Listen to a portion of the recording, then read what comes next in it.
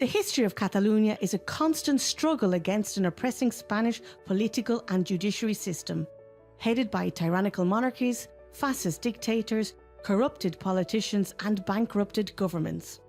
For centuries, the people of Catalonia have attempted to recover the rights and freedoms they lost under Spanish domination, to continue developing a democratic and prosperous society open to the world. Catalonia's privileged location alongside the Mediterranean coast gave birth to a cultural community with an economy mostly based on agriculture, production and trading with other nations.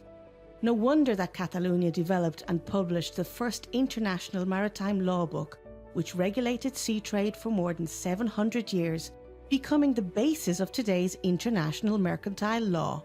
The birth of Catalonia as a cultural and political nation started more than 1,000 years ago. The Catalan flag, first parliament and Catalan constitution are some of the oldest in Europe today.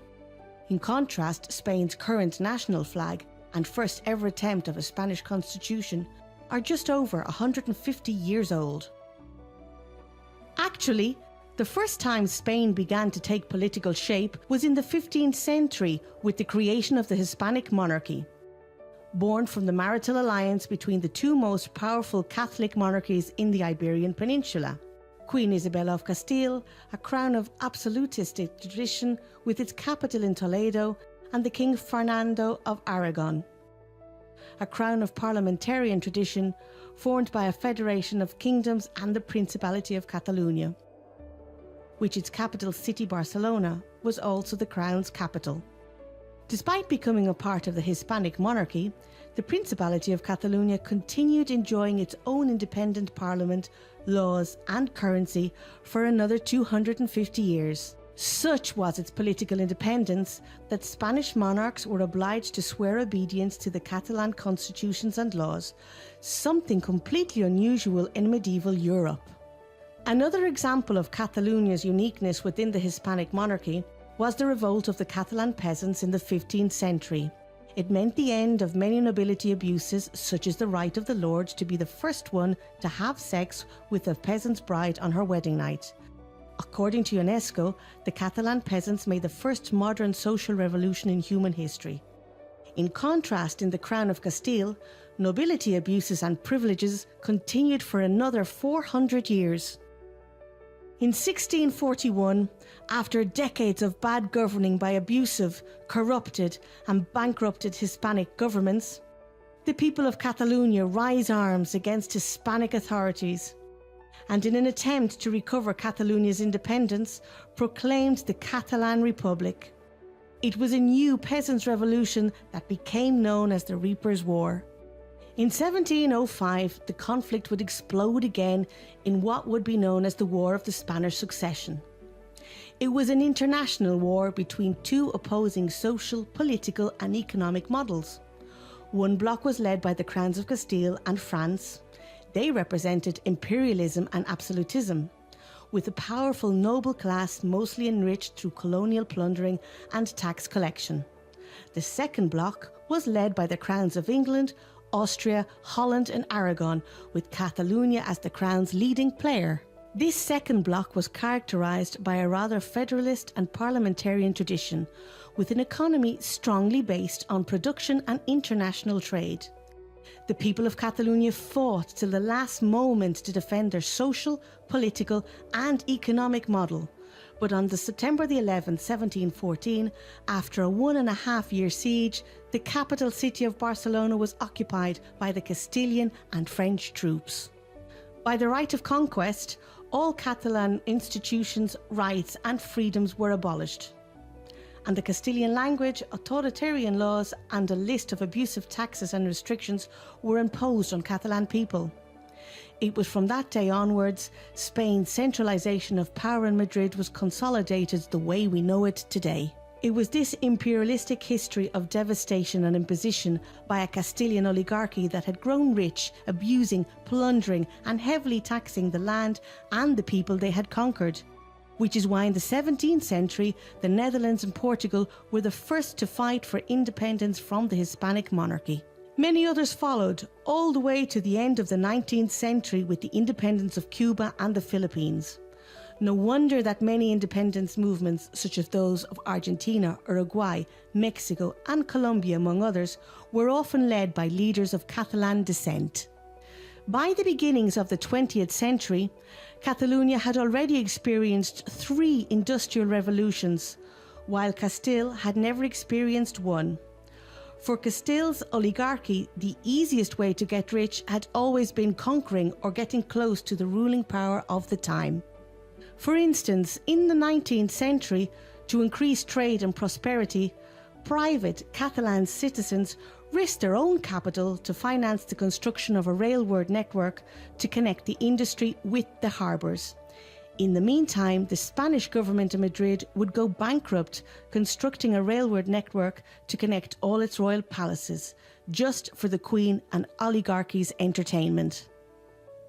In 1931, after years of bankrupted central governments and Spanish dictators, the people of Catalonia, tired of seeing any aspirations for Catalan self-governing systematically crushed, went to the ballots and massively voted for a pro-independence political party.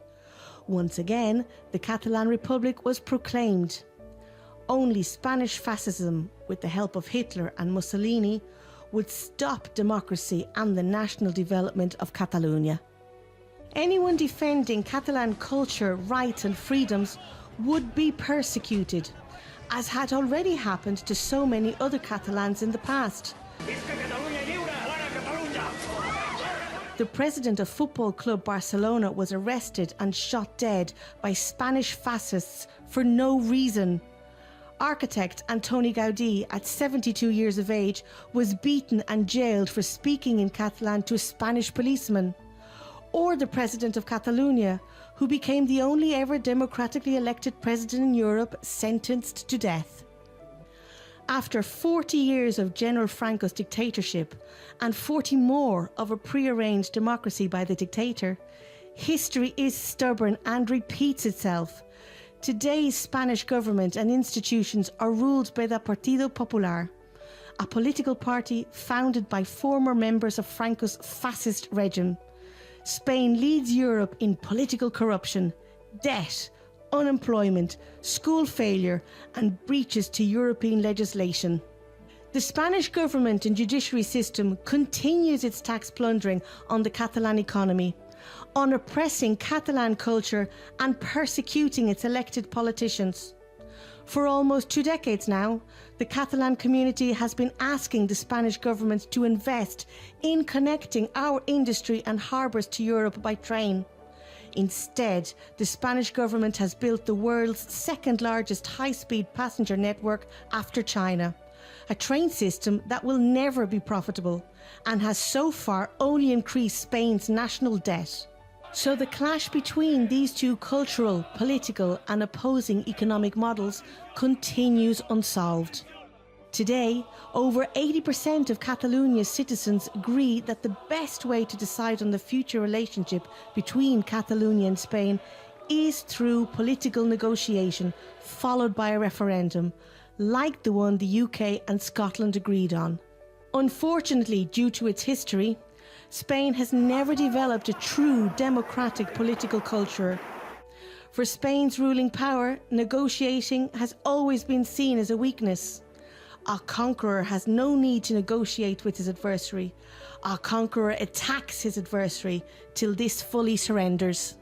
That's why for the last decade, Spain's only response to all proposals from the Catalan Parliament to negotiate a democratic solution have been no.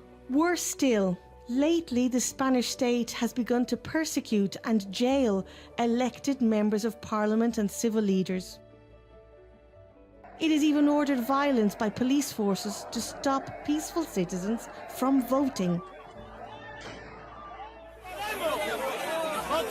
What has the European Union done to protect its Catalan citizens against Spain's attacks on democracy and freedom of expression?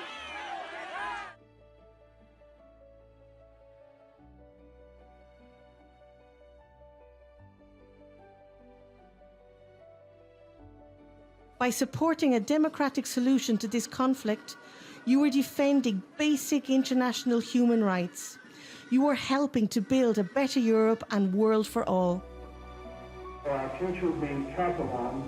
El futur pot ser català o podria ser talibà.